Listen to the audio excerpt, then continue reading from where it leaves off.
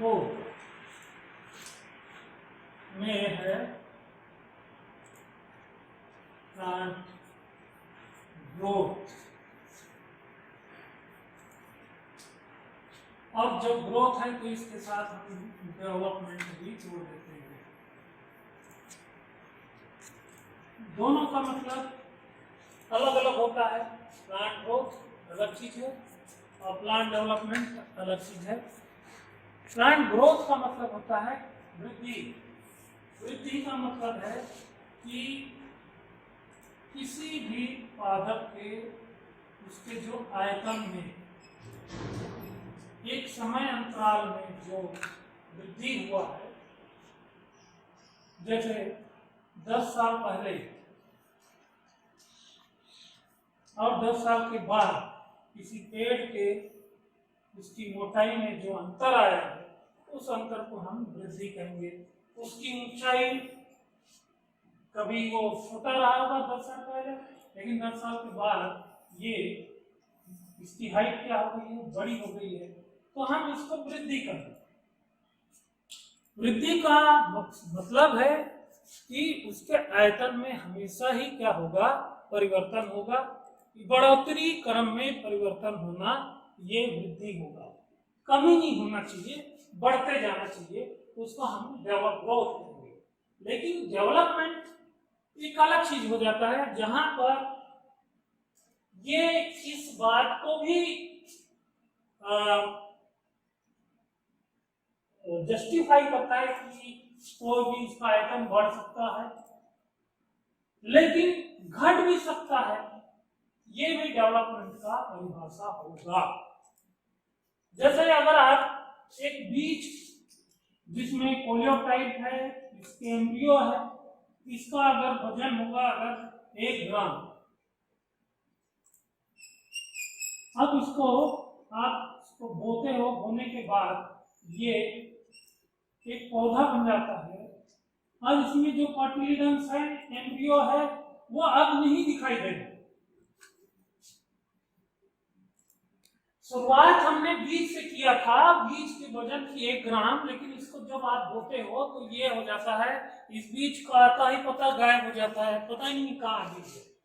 लेकिन बीज के स्थान पर क्या आ गया है, एक पौधा ने जन्म ले लिया है। इसको हम डेवलपमेंट कहेंगे। वृद्धि अलग चीज होता है और डेवलपमेंट अलग चीज होता है। वृद्धि को प्रभावित करने वाले कारक, अब इसके पूर्व वृद्धि क्या चीज है, वृद्धि को हमको समझना होगा। क्योंकि अगर हम प्लांट ग्रोथ के बारे में बात कर रहे हैं तो हमको उसकी ग्रोथ को समझना होगा।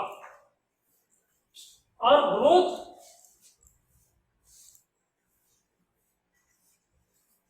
किसी पर्टिकुलर सेल से संबंधित होता है, जिसको हम कहते हैं मेरिस्टीम सेल। ये वो सेल के ग्रुप हैं, समूह हैं, जिनमें विभाजन करने की क्षमता बनी हुई होती है।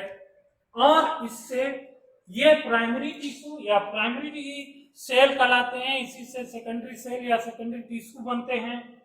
और ये कंटिन्यू नीचे की ओर, ये ऊपर में रहेगा और नीचे की ओर सेल बनाते बनाते इसकी हाइट को या इसकी मोटाई को क्या करेगा, वेरी करते जाएगा। इसके आधार पर ये 3 टाइप के होते हैं। एक होगा एपिकल मेरिस्टीम जो इसके हाइट को, दूसरा होगा लेटरल मेरिस्टीम जो उसकी चौड़ाई को प्लांट की, और तीसरा इंटरकेलरी मेरिस्टीम सामान्यतः पत्तियों में, घासों में दिखाई देता है। तो कहने का मतलब एपिकल मेरिस्टीम का मतलब है कि ये इन अग्र या एपिकल रीजन पर मिलने वाले जो सेल, जो जिनमें विभाजन करने की क्षमता लगातार बनी हुई होती है, वह कई सेल डिवीजन करते हुए सेकेंडरी सेल बनाते हुए इसकी हाइट को क्या करता है, बढ़ाएगा। साथ ही साथ ये अगर ये कोलियोटाइप है और इधर रेडिकल है, तो रेडिकल के लिए भी यहाँ के जो सेल समूह हैं ये इसको भी हम एपिकल मेरिस्टम्स कहेंगे और यहाँ के विशेष समूह को भी हम एपिकल मेरिस्टम्स कहेंगे। ये सूट बनाएगा तना और ये इधर रूट बनाएगा, तो ये रूट बनाने वाला ये भी एपिकल मेरिस्टम सेल है और सूट बनाने वाला भी एपिकल मेरिस्टम सेल है। साथ ही साथ इसकी जो मोटाई है, मोटाई को बढ़ाने के लिए इसमें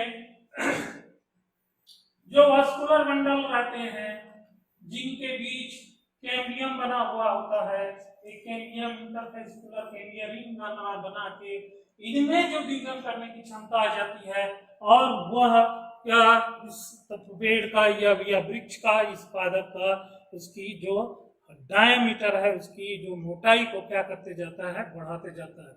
मतलब यह है, ऐसा यह है कि तीनों ही प्रकार में एपिकल हो चाहे लेटरल हो चाहे इंटरपेलरी हो, यहाँ पर सेल की आयतन में, सेल की संख्या में, सेल के आकार में, सेल के परिपक्वन में क्या हो रही है, वृद्धि होती जा रही है, जिसके वजह से उसके आयतन में क्रमोत्तर ग्रेजुअली क्या हो रहा है, वो बढ़ोतरी हो रही है। इसी को हम वृद्धि कहते हैं। ये जो सेल है जिसमें डिवीजन करने की क्षमता मतलब कंटिन्यूटी में बनी रहती है, दिगर सेल से मतलब जो जिनमें वो से डिवीजन करने की क्षमता खत्म हो जाती है, उनसे वो अलग रहता है। उसकी जो एनाटॉमिकल कैरेक्टर्स होते हैं वो अलग होते हैं।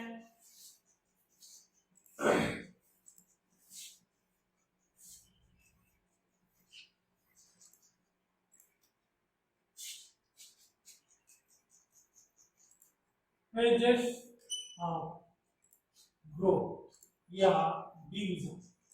ग्रोथ का मतलब है सेल डिवीजन, और सेल डिवीजन कौन करेगा, हमेशा लगातार सेल डिवीजन करता है, वो एपिकल मेरिस्टम्स हो या लेटरल मेरिस्टम्स हो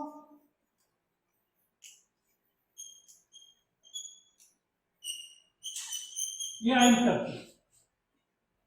तो इसमें 3 फेज होते हैं। फर्स्ट फेज होता है सेल डिवीजन का, दूसरा होता है सेल इलॉन्गेशन,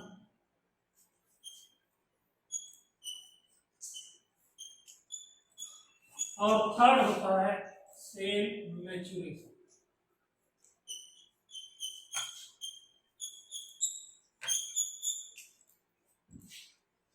किसी भी इनिशियली कोई सेल, जैसे यहाँ पर एपिकल मेरिस्टम्स है, ये 1 दिन का प्लांट है या 2 दिन का प्लांट है, इसमें कोलियोटाइट बन गया है, इसके जो अग्रशिरा है या इस रेडिकल का अग्रशिरा है जहां पर ये एपिकल मेरिस्टम सेल हैं, इनमें सेल सबसे पहले होगा सेल डिवीजन।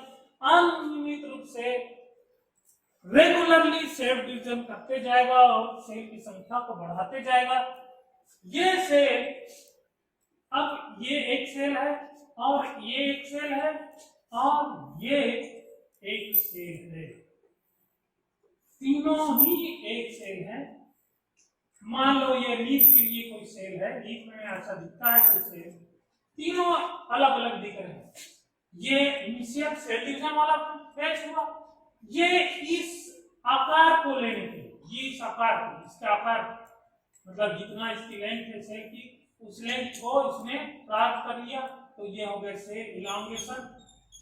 अब सेल मैच्योरेशन मतलब इस सेल किस चीज के लिए बना हुआ है, इसमें कौन सा चीज जमा होगा, इसमें क्या बनना है, क्या डिपोजिशन होना है, ये सारे चीज अगर उसमें डिपोजिट हो जाते हैं, सारा चीज आ जाता है, तब हम इसको सेल मैच्योर कहेंगे।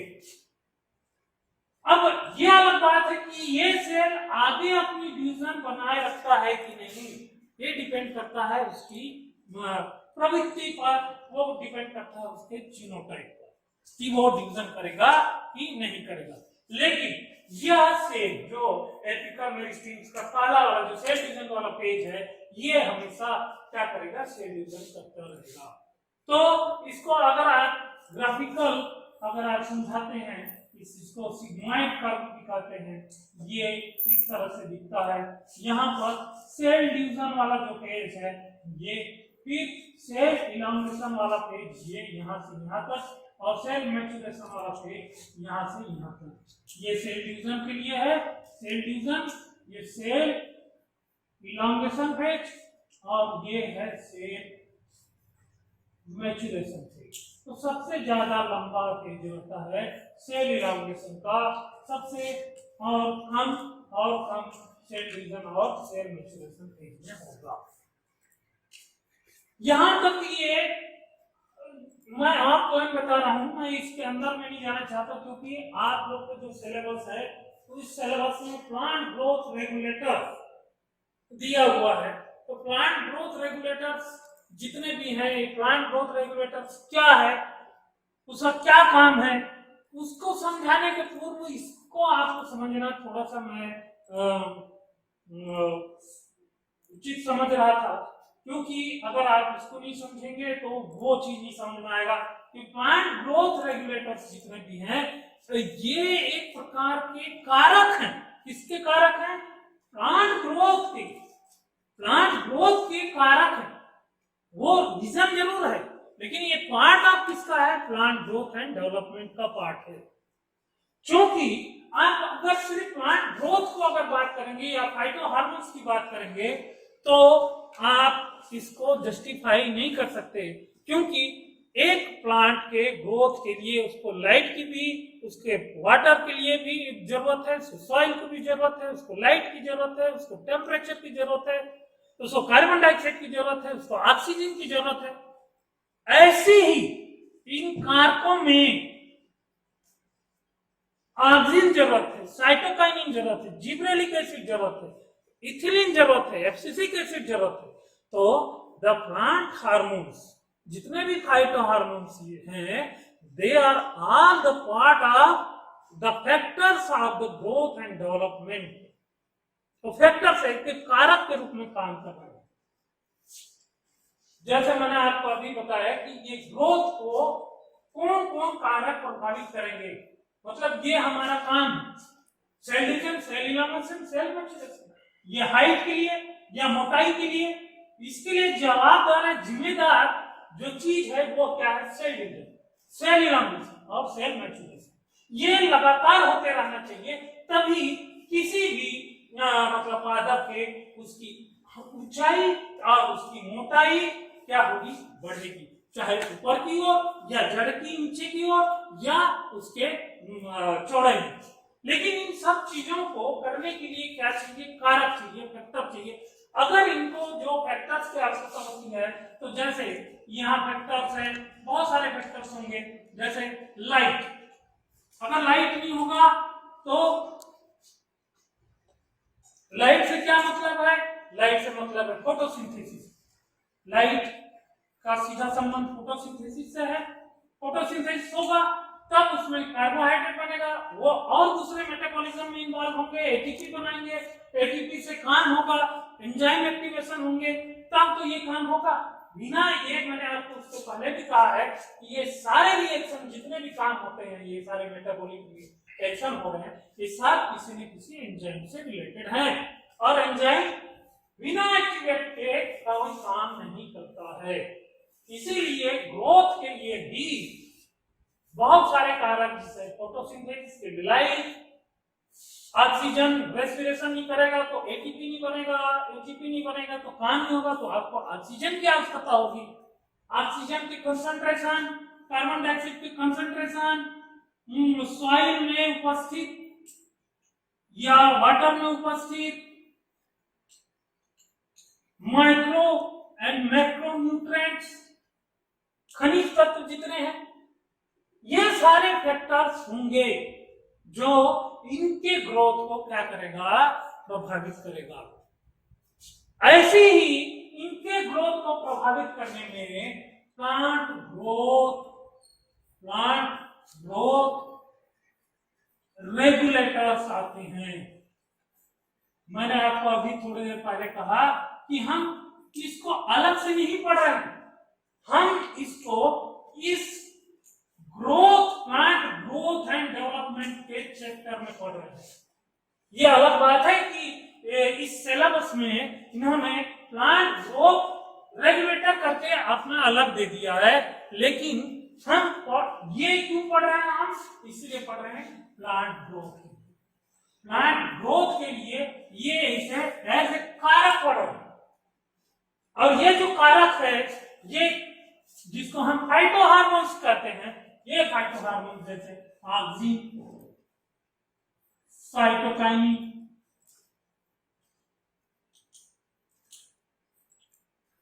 Gibberellic acid,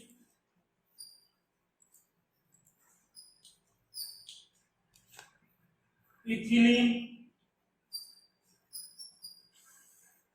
abscisic acid etcetera, ये फाइटो हार्मोन्स हैं, जैविक हार्मोन मतलब बायोकेमिकली प्रोडक्ट हैं, और ये इनकी कम मात्रा, बहुत कम मात्रा ही, जैसे हम मनुष्यों में हार्मोन्स पाया जाता है, और वो हार्मोन बहुत कम मात्रा में हमारे शरीर में रिलीज होते हैं कहीं किसी ऑर्गन स्पेसिफिक से, और वो जाके उसकी एक निर्धारित मात्रा और कम मात्रा किसी भी कार्य को करने के लिए सक्षम होता है। उसमें सबसे पहले हम देखते हैं ऑक्सीन।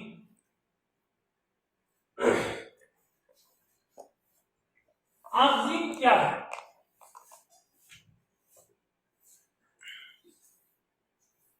ऑक्सीन एक फाइटोहार्मोन है और बहुत इंपॉर्टेंट हार्मोन है, जो प्लांट के ग्रोथ का सबसे इंपॉर्टेंट इसके एपिकल ग्रोथ, मतलब इसकी हाइट, चाहे तना के रूप में हो चाहे नीचे जड़ के रूप में हो, इसको ऊपर इसके हाइट को बढ़ाने में इसका बहुत बड़ा योगदान होता है। ऑक्सीन के विषय में बहुत सारे हिस्ट्री और डिस्कवरी हैं, बहुत सारे साइंटिस्ट इन्होंने उनके ऊपर में काम किया है,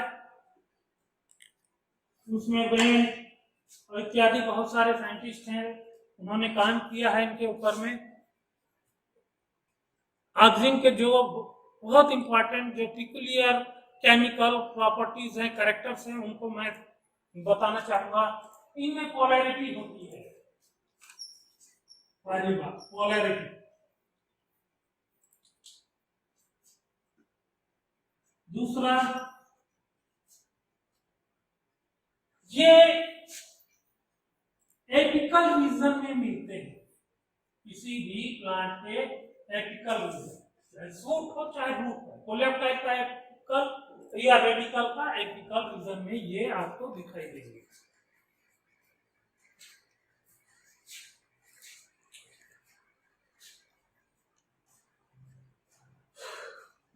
इसका जो प्रिकर्सर होता है, ये बनता है जिससे, वो है ट्रिप्टोफैन।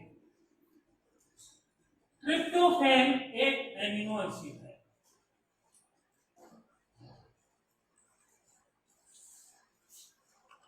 मानव मूत्र से भी हेट्रोऑक्सीन करके केमिकल प्राप्त किया गया, जो भी ऑक्सीन की तरह ही काम करता है। ऑक्सीन का जो पोलैरिटी है, खासकर एपिकल रीजन के लिए, कई साइंटिस्ट ने जैसे ये कोलेप्टाइड को काट दिया, इसके ठूंठ को ऊपर, और काटने के बाद ऐसे काट दिए इसके, और इसमें इधर से लाइट दिया, और ये ठूंठ को फिर से रख दिया, तो ये इस लाइट की ओर क्या हो गए, मुड़ गए, इस कर्वेचर बोलते हैं। ये जैसे जई में किया तो एविनिया कर्वेचर टेस्ट, मतलब वो भी प्लांट है, अच्छा ये कोई प्लांट नहीं, उसका कोलेप्टाइड है, अगर हम इसको लाइट देते हैं इस साइड, तो ये इस तरह से इस लाइट की साइड झुक जाता है, इसको हम कहते हैं कर्वेचर टेस्ट। ये कर्वेचर टेस्ट इसलिए है कि इसकी पोलैरिटी लाइट के प्रति या अंधकार की ओर ज्यादा ऑक्सीजन दिक्कत, जैसे यहाँ आप देखेंगे कि 40 से कम परसेंट आपको लाइट के साइड में रहेगा ऑक्सीजन। और जैसे भाई ये आपने काटा है और इसको हमने हाथ काट दिया, अब ये पूरा झुका है एक साइड में, ऐसे ऐसे झुक गया है। तो हमने इस जगह पर जब देखा कि इसमें ऑक्सीजन की मात्रा कितनी है, तो इसमें 40% है और इसमें 60% से अधिक है, इसमें 40% से कम। मतलब जिधर लाइट है उधर वो उसकी संख्या क्या हुई, मात्रा क्या हुई, कम हो रही है, और जिधर अंधकार है उधर वो उसकी ऑक्सीजन की मात्रा ज्यादा हो रही है। दूसरा टेस्ट ये हुआ कि जब आपने ठूंठ को काट दिया, ठूंठ को काटने के बाद उसमें आपने कोई गत्ता रख दिया इसके ऊपर, और फिर उसके बाद ठूंठ को रख दिया, यहाँ गत्ता रखा, फिर ठूंठ को रखा। अब इधर से आपको लाइट दिए, तो लाइट देने से ये कर्वेचर टेस्ट नहीं दे रहा है। लेकिन जैसे ही इसको आप हटा देते हो, इसको गत्ता को, तो फिर से ये कर्वेचर टेस्ट दे रहा है। कहने का मतलब ये हुआ कि जो ऑक्सीजन है वो ट्रांसपोर्टेबल है, वो नीचे जा रहा है, ऊपर से नीचे की ओर प्रवेश कर रहा है। तो इस तरह से कई टेस्ट हुए,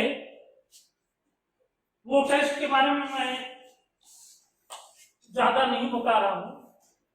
मैं जो इंपॉर्टेंट चीज है इसका ऑक्सीजन का, कि ऑक्सीजन का जो बायोसिंथेसिस और उसका फंक्शन क्या है, वो सारी चीजों को मैंने बताया।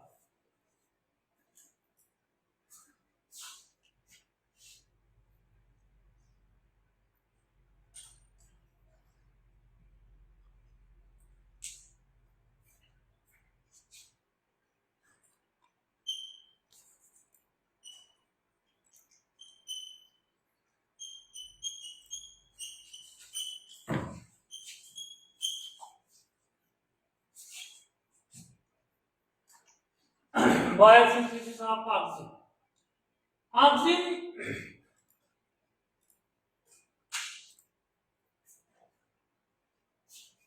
के लिए मैंने आपको अभी थोड़ा देर पहले बताया था कि इसका जो प्रिकर्सर है वो ट्रिप्टोफैन होता है। ट्रिप्टोफैन एक एमिनो एसिड है और इसी एमिनो एसिड से ऑक्सीजन का निर्माण होता है। पहला टाइप का जो निर्माण है वो है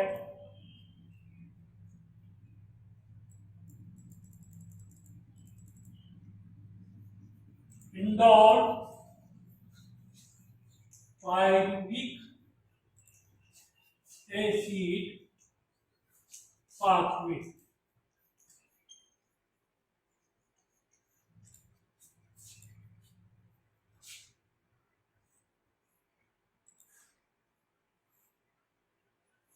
ये बेंजीन रिंग है, ये इमिडिजॉल रिंग है,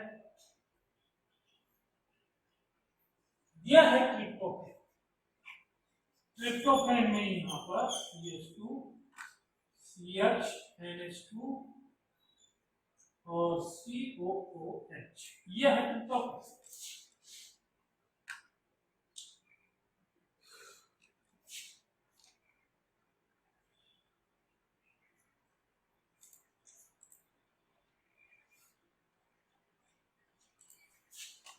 ये एंजाइम जिसको ट्रांस एमिनेज एंजाइम,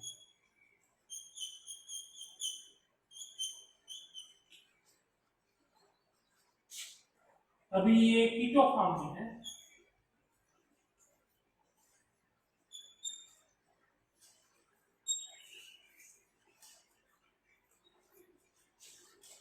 यहां पर ये कार्बन अपना ये एमीन ग्रुप HNH2 को ये अपना कीटो ग्रुप के साथ एक्सचेंज कर देता है।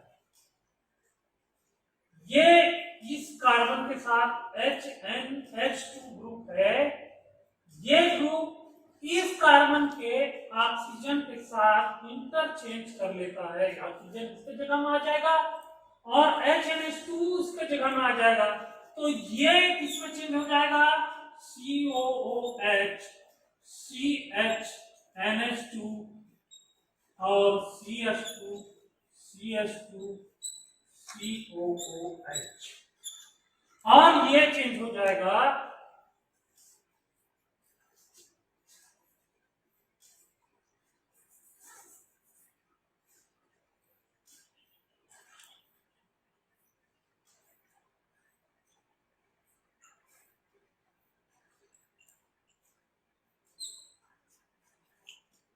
CH2 C के साथ अब आ गया कीटो फॉर्म, इसका ऑक्सीजन यहाँ है तो ये CO। देखिए भाई फिर से HNH2 इसके जगह में आ गया, CHNH2 हो गया, तो ये O इसके साथ आ जाएगा तो ये हो गया CH2, फिर इसके बाद CO और उसके बाद COOH।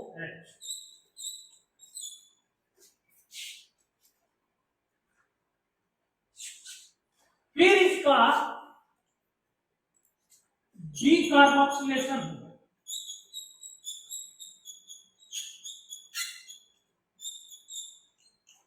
तो यहां से एक कार्बन डाइऑक्साइड यहां निकल जाती है, हाइड्रोजन, ये कार्बन डाइऑक्साइड यहां से निकल जाता है। तो अब ये हो गया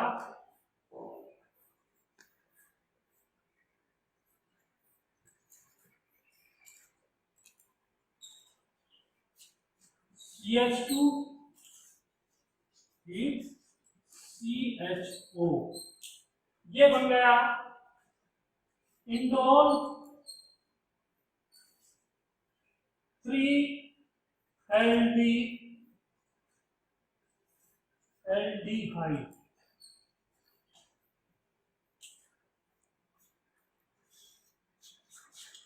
अब ये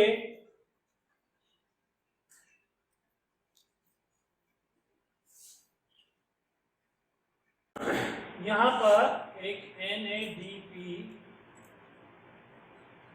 और एक H और OH, यहाँ पर एक H और ये H, दो H NADP को NADPH2 में चेंज कर देंगे और इसका OH ग्रुप इसके साथ जुड़ जाएगा, इसका हाइड्रोजन निकल गया है, इसमें CO है, तो ये फाइनली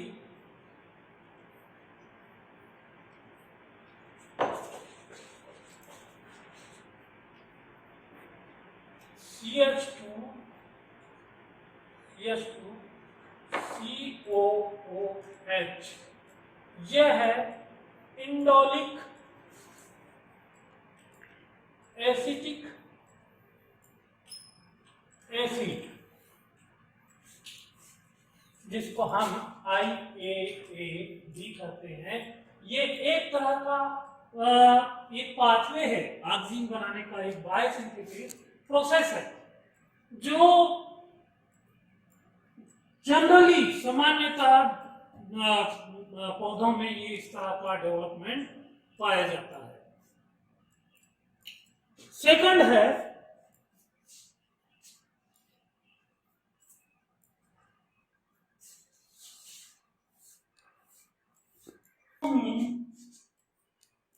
ट्रिप्टोमेन पाथवे।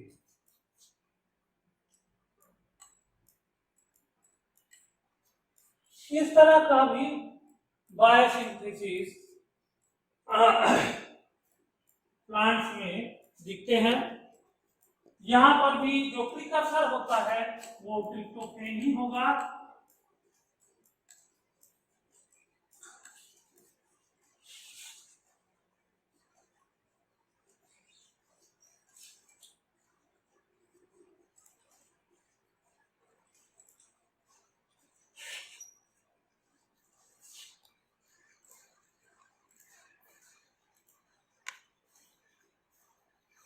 इसमें फर्स्ट रिएक्शन होता है कार्बोक्सिलेशन,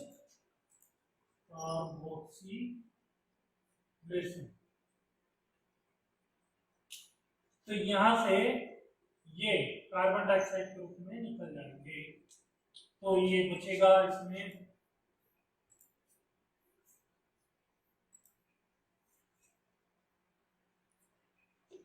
CH2 CH NH2,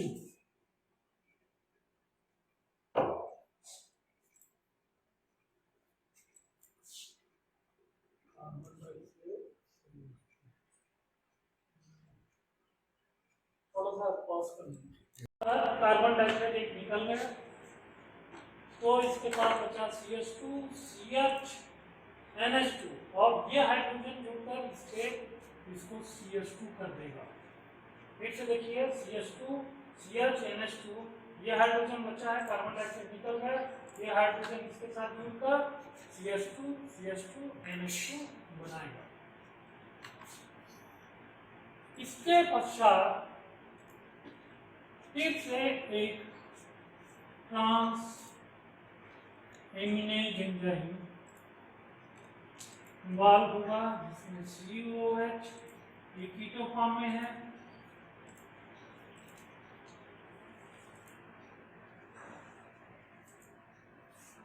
ये अपना पूरा एमाइड ग्रुप,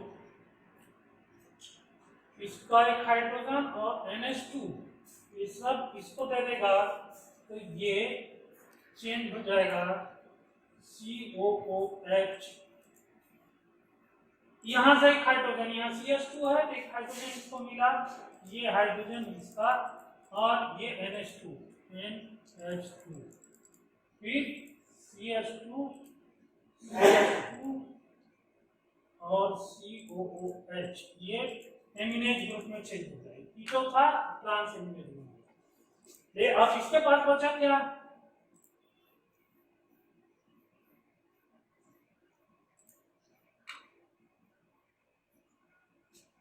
इसके पास बचा CH2, ये हाइड्रोजन यहां से निकल गया है, CH एक हाइड्रोजन निकला, CH2 था, एक हाइड्रोजन निकला तो CH, और ये जो ऑक्सीजन है इसके पास आ गया तो ये हो गया CHO।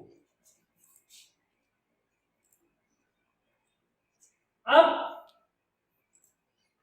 यहां पर एक NADP और एक पानी H और OH जुड़ेंगे। यहां पर एक हाइड्रोजन ये और एक हाइड्रोजन ये, एक ये और दूसरा ये, इस NADP को मिल जाएगा और NADP NADPH2 में चेंज हो जाएगा और ये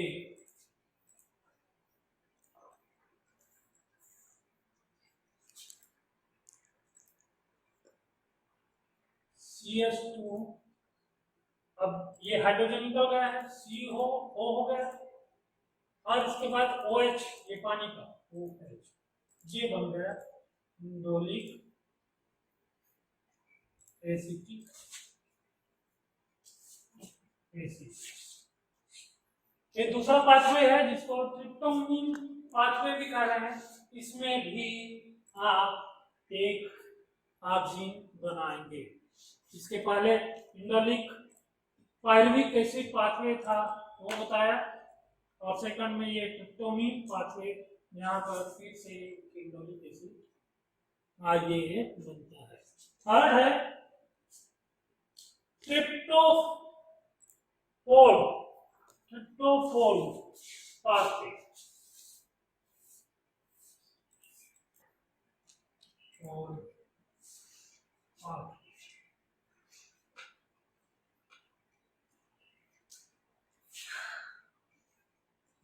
फिर से ट्रिप्टोफैन,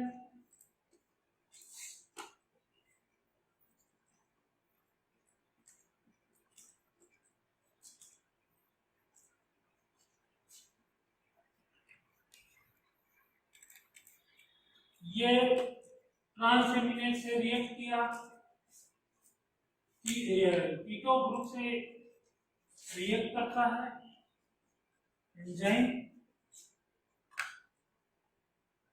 और ये कीटो ग्रुप अपना कीटो इसको देके और इसका एमाइड अपने पास लेके ये एमिनेज में चेंज हो जाता है। यहाँ पर देखिए चेंज हो गया, इधर हो गया H, ये H, और इधर हो गया NH2 और CH2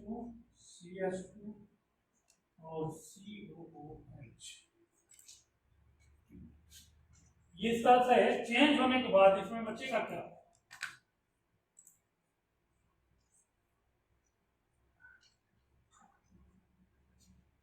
CH2 CH और यहाँ का एक ऑक्सीजन CH, ये NH2 HNH2 पूरा निकल गया, H भी नहीं रहेगा, यहाँ पर क्या रहेगा O, इसका वो आ जाएगा, क्योंकि HNH2 पूरा इधर निकल आया, तो यहाँ पर बचेगा सिर्फ CO, इसकी जगह CO हो जाएगा और ये COOH।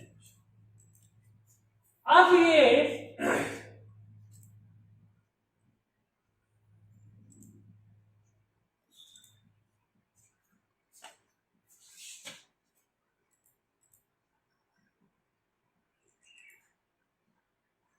एक NADPH2 के साथ रिएक्ट करता है।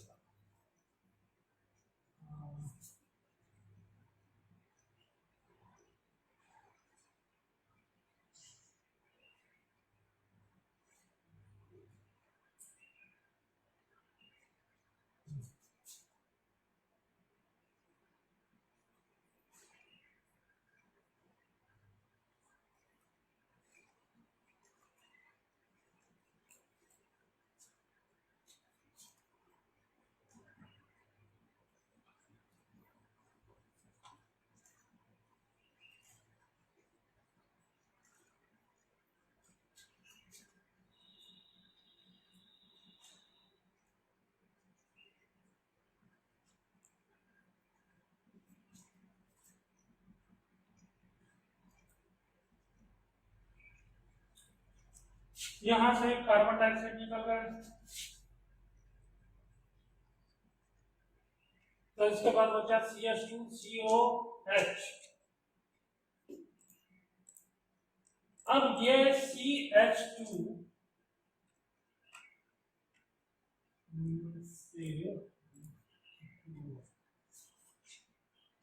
H2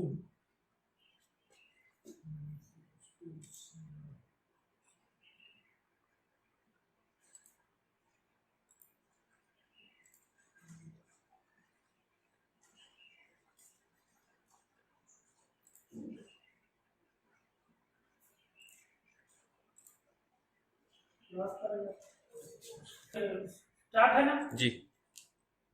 NADP में चेंज हो गया, इसके दो हाइड्रोजन इसके साथ जुड़कर इसके साथ जुड़ नहीं रहा है, यहां पर जुड़ रहा है। तो देखिए कार्बन डाइऑक्साइड निकल गया, NADPH2 किस में चेंज हो गया, NADP में। इसके दो हाइड्रोजन, ये दो हाइड्रोजन इस जगह पर जुड़ जाएंगे, मतलब CH2, फिर उसके बाद CH2 और ये ऑक्सीजन इस हाइड्रोजन के साथ जुड़ जाएगा OH। अब ये पुनः NADP को NADPH2 में चेंज करता है।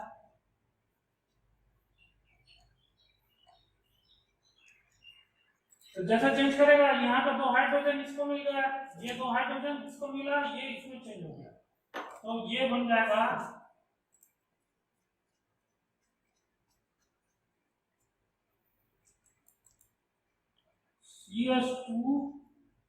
CH2CHO। फिर ये आगे फिर रिएक्शन कर रहा है, यहां पर एक H+OH जुड़ेगा, एक पानी का मोल लगेगा और एक NADPH2 में चेंज होगा। कैसे, ये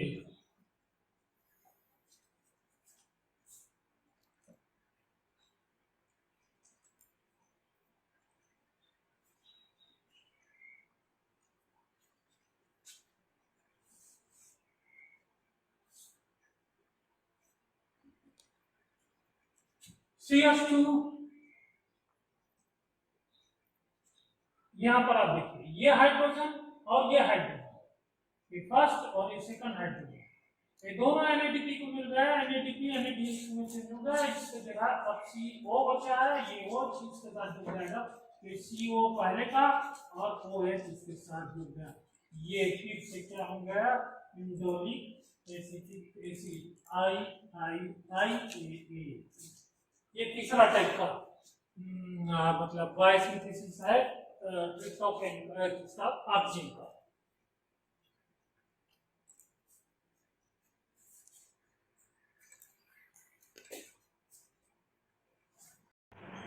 इंडोर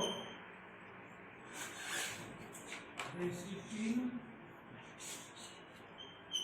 एल्डोक्सामीन पाथवे।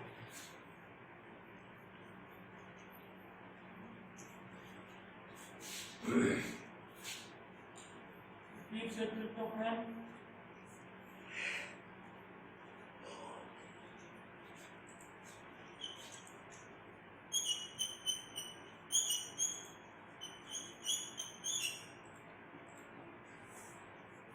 यहाँ पर ऑक्सीडेज में देन इसमें से 2 H2O2 टूटते हैं, 2 ऑक्सीजन मॉलिक्यूल और यहाँ से निकलता है एक कार्बन डाइऑक्साइड, ये कार्बन डाइऑक्साइड, एक ऑक्सीजन जो अभी 2 है इसमें से एक ऑक्सीजन अभी एक बच गया, ये बचा है, ये ऑक्सीजन इस H2 के साथ रिएक्ट करके H2O भी निकाल देता है। तो इसके बाद बचेगा क्या?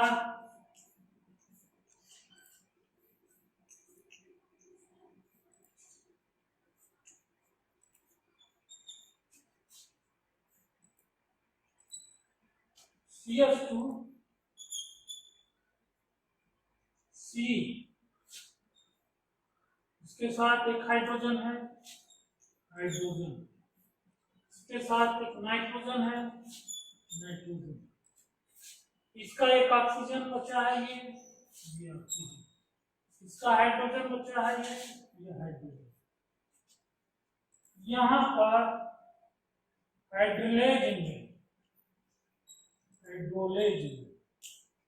इस H2O जिसका पानी के रूप में निकाला, H2O तो पानी निकलेगा, ये बनेगा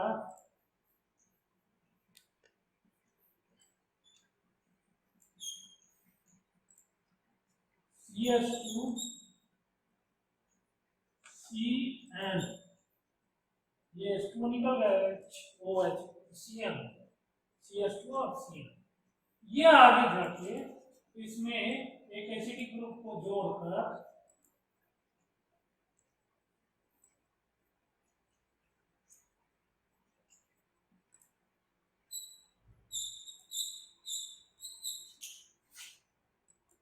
IAA को बनाएगा, इंडोलिक एसिटिक एसिड। तो 4 पाथवे हैं बायोसिंथेसिस ऑफ इंडोलिक एसिटिक एसिड। एक है pyruvic indole pyruvic acetic acid, दूसरा है थायमिडीन पाथवे, थर्ड है ट्रिप्टोफैन पाथवे और चौथा है इंडोल एसिटिल एल्डोक्सिमीन पाथवे। इन चारों का सिर्फ एक ही ऑब्जेक्टिव है कि कैसे ऑक्सीजन को सिंथेसिस करा जाए, कैसे बनाया जाए। इंडोलिक एसिटिक एसिड ही नहीं, बहुत सारे और भी डेरिवेटिव्स हैं ऑक्सीजन के, जैसे इंडोलिक ब्यूटेरिक एसिड। कोई पौधा में किसी में कुछ और दिख रहा है, किसी का पाथवे कुछ और है, किसी का, मतलब हर जगह पर ये पाथवे हर प्लांट के लिए एप्लीकेबल नहीं है। 4 पाथवे बताए गए हैं, तो 4 पाथवे में किसी में कुछ है, किसी में कुछ है, हर जगह यूनिफॉर्म नहीं है। कुछ पौधे में कोई दूसरे एक अलग प्रकार का पाथवे में इंडोलिक एसिटिक एसिड बन रहा है, किसी में अदर पाथवे की तरह से जरिए इंडोलिक एसिटिक एसिड बन रहा है। इसके बाद हम इसके फंक्शन के ऊपर में या इसका जो बायोकेमिकल मेथोडोलॉजी ऑक्सीजन का वो देखेंगे। ठीक है।